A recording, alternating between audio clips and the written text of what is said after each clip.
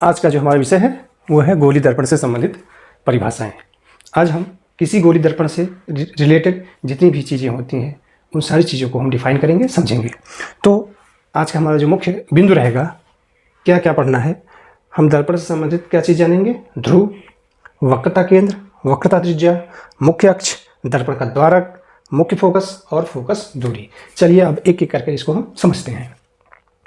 पहली बात तो ये कि जो कोई भी गोली दर्पण होता है, कोई भी गोली दर्पण होता है वो कहाँ से प्राप्त किया जाता है। कोई एक कांच का खोखला गोला होता है, उसका कोई एक भाग हम काट कर अलग कर लेते हैं, मानिए अलग करके हमने यहाँ रख दिया, ठीक है। ये पोर्शन अगर यहीं पर दर्शाएं तो ये पोर्शन ये, ठीक है, ये पोर्शन हमने काट कर अलग कर लिया। अब क्या करेंगे, इसी को एक सतह पालिश कर दें। मान लेते हैं हम बाहरी सतह को पालिश कर देते हैं, जैसे कि हमने यहाँ दर्शाया है। तो अब ये हमारा बन गया गोली दर्पण। जो ये खोखला गोला था उसका कोई ना कोई एक केंद्र है, मान लेते हैं केंद्र ये है, इसको हम सी से रिप्रेजेंट कर रहे हैं। ऐसे ही चूंकि हमने इसको अलग यहाँ रख दिया है तो उस केंद्र को यहाँ पर हम इंगित कर दे रहे हैं, ठीक। ये चीज़ें क्लियर है। तो जो ये आपका गोलीय दर्पण का भाग है जिसको हमने यहाँ पर प्रदर्शित किया, इसका कोई ना कोई एक मिडिल पॉइंट होगा, मध्य बिंदु होगा। तो ये जो आपका गोलीय दर्पण बना है, जो कि अवतल दर्पण दिख रहा है, उसका जो मिडिल पॉइंट होगा, मध्य बिंदु होगा, वो उस दर्पण का ध्रुव कहलाता है, जिसको हम P से प्रदर्शित करते हैं। P का मतलब पोल, ध्रुव। तो इसको हम ध्रुव को कैसे डिफाइन करेंगे, किसी दर्पण का मध्य बिंदु उस गोलीय दर्पण का ध्रुव कहलाता है और इसको हम P से प्रदर्शित करते हैं। ये एक बिंदु व जगह का नाम है, ठीक है। किसी गोलीय दर्पण का मध्य बिंदु ही उस दर्पण का ध्रुव कहलाता है, इसको हम P से प्रदर्शित करते हैं।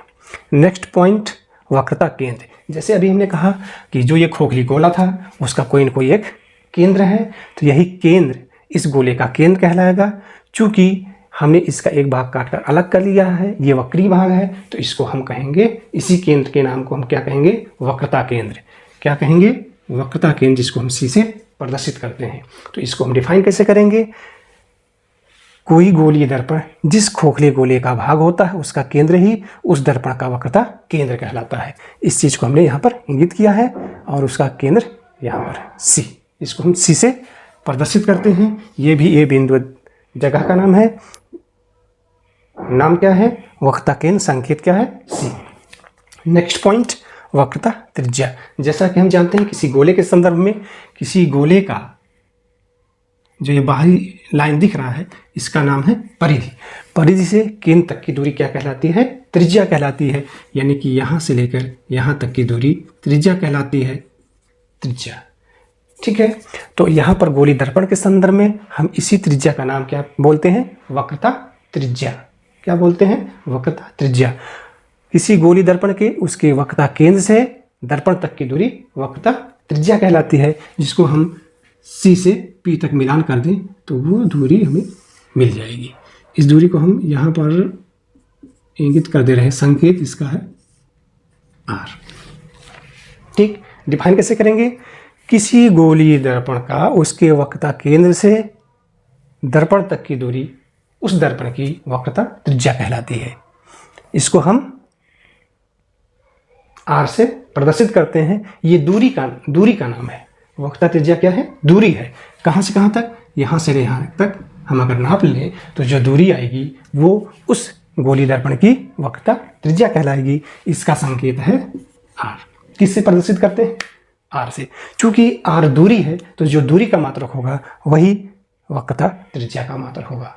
मानक मात्रक में दूरी का जो मात्रक है वो मीटर है, मात्रक मीटर, छोटे मात्रक में सेंटीमीटर, मिलीमीटर। नेक्स्ट आते हैं मुख्य अक्ष। मुख्य अक्ष वक्रता केंद्र से, कहाँ से, वक्रता केंद्र से दर्पण तक खींची गई कोई भी रेखा अक्ष कहलाती है। क्या कहलाती है, वक्रता केंद्र से दर्पण तक खींची गई कोई भी रेखा बहुत सारी रेखाएं खींची जा सकती हैं, यानी कि किसी दर्पण की बहुत सारी एक्सिस हो सकती हैं, अक्ष हो सकते हैं, लेकिन मुख्य अक्ष क्या होगा, जो वक्रता केंद्र से ध्रुव को मिलाने वाली रेखा होगा, इसको हम पीछे तक बढ़ा दें, यानी कि ये रेखा क्या कहलाएगी, मुख्य अक्ष कहलाएगी। अक्ष तो बहुत सारे होंगे, अनंत अक्ष हो सकते हैं, लेकिन उसमें एक मुख्य अक्ष होगा। वो कौन सा होगा, जो वक्रता केंद्र से ध्रुव को मिला रही हो। यानी कि ये जो आपकी लाइन दिख रही है, इसका नाम है मुख्य अक्ष। ये हमारा है वक्रता केंद्र, ये हमारा है ध्रुव, और ये दूरी है वक्रता त्रिज्या। चलिए, मुख्य अक्ष है, इसको डिफाइन कैसे करेंगे, वक्रता केंद्र से ध्रुव को मिलाने वाली रेखा उस दर्पण की, उस गोली दर्पण की मुख्य अक्ष कहलाती है। नेक्स्ट, दर्पण का द्वारक। दर्पण का द्वारक क्या होता है, कोई भी दर्पण हो, जो भी दर्पण हो, उसके जितने भाग का हम अध्ययन कर रहे हो, जितने भागों पर प्रकाश आपतित हो रही हो, वो भाग क्या कहलाएगा, दर्पण का द्वारक।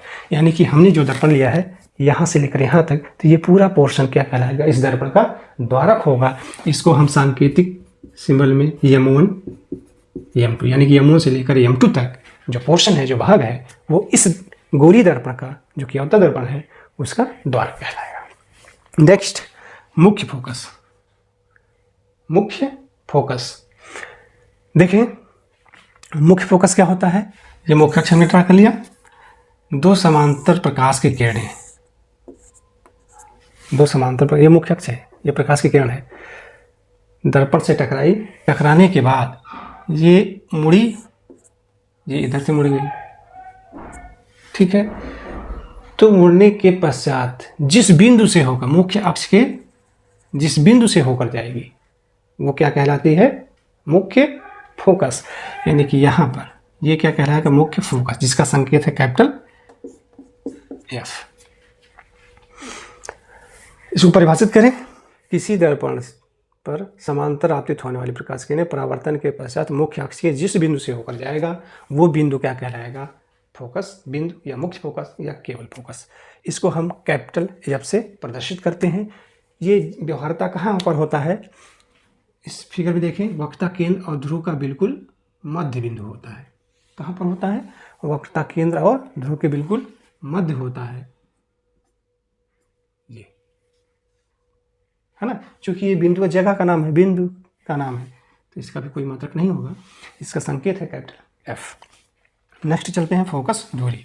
बड़ा आसान है, फोकस बिंदु से ध्रुव तक की दूरी उस दर्पण की फोकस दूरी कहलाती है। कहाँ से कहाँ तक, फोकस बिंदु से, यानी कि यहाँ से लेकर यहाँ तक की दूरी को हम मेजर कर लें, नाप लें, तो ये जो ये दूरी आएगी यहाँ से लेकर यहाँ तक, ये क्या है, इस दर्पण की फोकस दूरी है। इसको कैसे प्रदर्शित करेंगे, यानी कि यहाँ इस लाइन पर, यहाँ से लेकर इस बिंदु से, इसको स्मॉल f से रिप्रेजेंट करते हैं, फोकल लेंथ को, फोकस दूरी को स्मॉल f से, स्मॉल f से। तो अगर कैपिटल F लिखा है तो वो फोकस बिंदु का नाम है, स्मॉल f है तो फोकस दूरी है। कहाँ से कहाँ तक, फोकस बिंदु से लेकर ध्रुव तक की दूरी उस दर्पण की फोकस दूरी कहलाती है। इसको हम स्मॉल f से प्रदर्शित करते हैं, चूँकि ये दूरी का नाम है, यहाँ से यहाँ तक दूरी है, तो दूरी का मात्रक क्या होता है, मारक मात्रक मीटर, तो इसका भी मात्रक बनेगा मीटर। यानी कि जितनी भी परिभाषाएं हमने पढ़ा है, इसमें दो राशियों का मात्रक है, कौन कौन सा, वक्रता त्रिज्या, जिसको हम कैपिटल R से प्रदर्शित करते हैं, इसका मात्रक मीटर, और फोकस दूरी, इसका संकेत क्या है, स्मॉल f है, इसका मात्रक मीटर। तो आज के इस वीडियो में हमने देखा कि जो कोई भी गोली दर्पण होता है, उससे रिलेटेड क्या क्या चीज़ें हैं, ध्रुव है, वक्रता केंद्र है, वक्रता त्रिज्या है, मुख्य अक्ष है, दर्पण का द्वारक है, मुख्य फोकस और फोकस दूरी। इसके संकेत हैं, ध्रुव का संकेत P, वक्रता केंद्र को C, या हम O से भी प्रदर्शित कर देते हैं, वक्रता त्रिज्या का संकेत कैपिटल R, मुख्य अक्ष चूँकि एक रेखा का नाम है, इसका कोई संकेत नहीं, दर्पण का द्वारक, दर्पण का भाग है, इसका भी कोई संकेत नहीं, इसको हम M1 से लेकर M2 तक इंगित करते हैं। मुख्य फोकस, इसका संकेत कैपिटल F, और फोकस दूरी, इसका संकेत स्मॉल f। तो आज